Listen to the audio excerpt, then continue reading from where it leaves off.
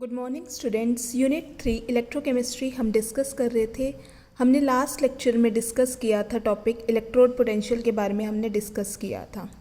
Today we will discuss topic effect of electrolyte concentration and temperature on the electrode potential, यानी हम Nernst equation for electrode potential के बारे में हम discuss करेंगे। जो इलेक्ट्रोड पोटेंशियल है इलेक्ट्रोड का, वो is said to be standard electrode potential अगर उसे हम मेजर करें अंडर स्टैंडर्ड कंडीशंस, यानी 1 मोलर कंसंट्रेशन में और टेम्परेचर इज़ 298 केल्विन में। However if the electrolyte concentration अगर डिफरेंट हो 1 मोलर और टेम्परेचर डिफरेंट हो 298 केल्विन से, तो जो इलेक्ट्रोड पोटेंशियल की जो वैल्यू है वो डिफरेंट आएगी और इसी वैल्यू को हम ऑब्टेन करेंगे फ्रॉम नर्स्ट इक्वेशन। इसी पर्पस के लिए जो इलेक्ट्रोड पोटेंशियल है it is written as reduction reaction. Mn plus n electron gives M। जैसे एग्जांपल है Zn2+ ने 2 इलेक्ट्रॉन एक्सेप्ट करे और वो Zn पे रिड्यूस हो गया। Then the Nernst equation is applied E equals to E0 minus RT upon NF ln M की कंसनट्रेशन अपॉन Mn+ की कंसनट्रेशन। E हमारा क्या है, electrode potential under given concentration of Mn+ ions and temperature T।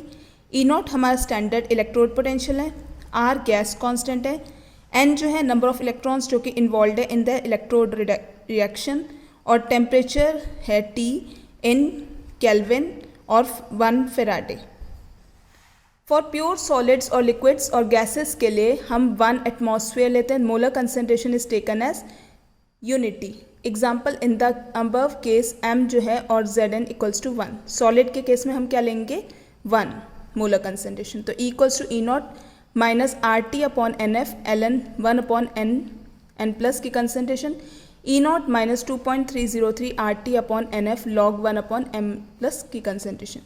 अगर हमने R की value 8.314 joule पर kelvin पर मोल रखी और फेराडे की वैल्यू 96500 कूलम रखी और टेम्परेचर 298 केल्विन, तो हमारे को इक्वेशन मिली A equals to E0 minus 0.0591 upon N log 1 upon Mn+। Now students next हम देखते हैं यहाँ पे एग्जाम्पल से effect of electrolyte concentration and temperature on the EMF of the cell, Nernst equation for EMF of a cell.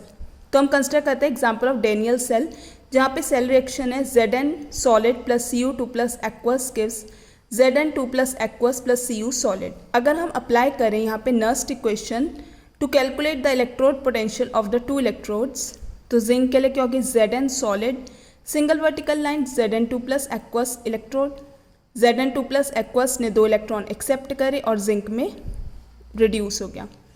E equals to Zn2 plus slash Zn equals to E0 Zn2 plus slash Zn plus RT upon 2F ln Zn2 plus aqueous की concentration.